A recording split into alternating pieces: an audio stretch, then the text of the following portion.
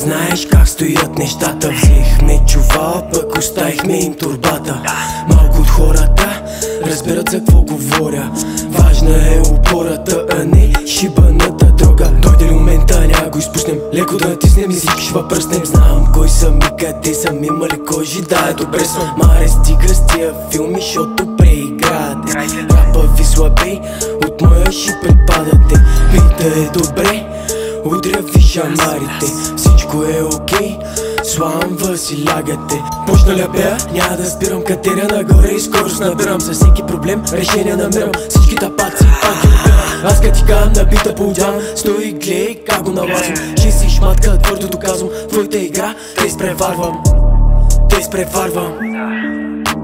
Гоня живота, за който мечтая, идвам на време, без да се бавя, не търся отговори, имам решения. От моя кланата, его проблем ня предават ме братя, няма съмнение. Да си го начукат без извинения. Без извинения. Ако се прот, имам решения за всеки от тях, погребения. Кой? Аз. Кой направим работа? Приятно не, бащата ти е трападжи.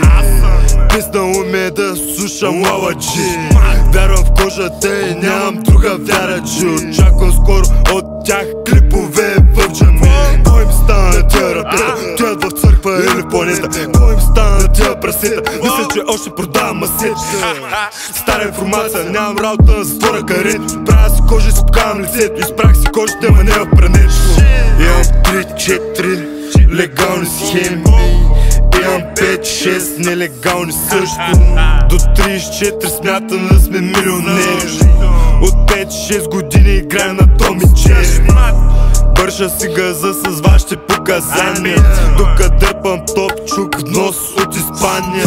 Куките ми пожелават наказания, малко е гадно да си от тях избрания.